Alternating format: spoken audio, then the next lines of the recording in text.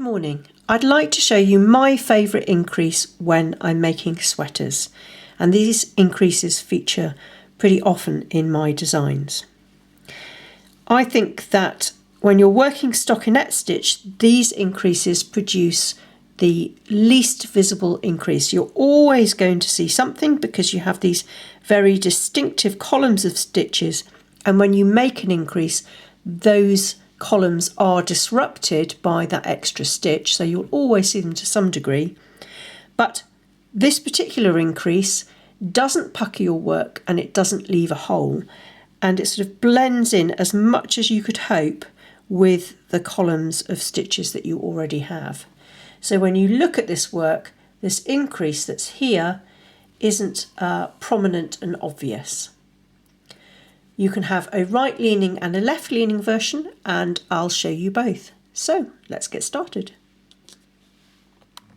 We're going to be making the increase in the next stitch. I say that, but actually we're not ever going to work this stitch. Instead, what we're going to do is use the stitch in the row below. So you can see if I insert my needle, you can see the stitch in the row below, and it's got a right leg and a left leg. So let's work the right leaning increase, and we're going to be using that right leg of that stitch in the row below.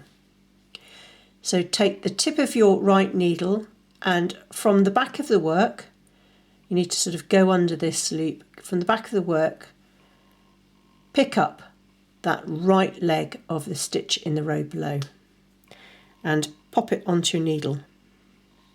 These two strands can sit quite close together, so you can use your finger or your thumb to pull the stitches a little bit apart.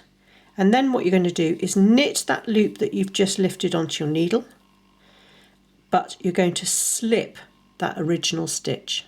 Remember I said we were never going to work that stitch. Let me show you again.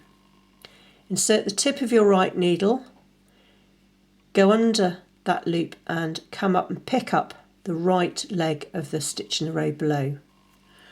Pop it onto your needle, knit that stitch and slip the original stitch.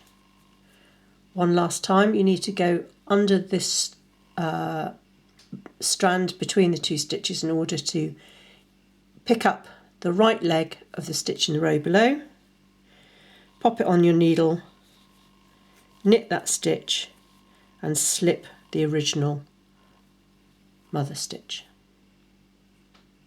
So that's your right leaning increase. The left leaning increase obviously is very similar, but we're going to use the left leg of the stitch in the row below. This time we can't get to that left leg easily, so what we do is we slip the mother stitch first, and then again going under that bar to pick up the left leg, and you don't need to put it on your left needle and then use the tip of your right needle to go into the back of the stitch and knit it through the back loop. So this one you must knit through the back loop. So slip your stitch purlwise, pick up that left leg of the stitch in the row below and knit into the back loop. And you do that because if you knit into the front, you'll twist this stitch around and then it won't lie nice and flat. So one last time, we slip that stitch purlwise, pick up the left leg of the stitch in the row below and knit into the back of that stitch. And that creates you right and left leaning increases that lie nice and flat and don't give holes in your sweater. If you found this video useful, please like and subscribe, and happy sweater knitting.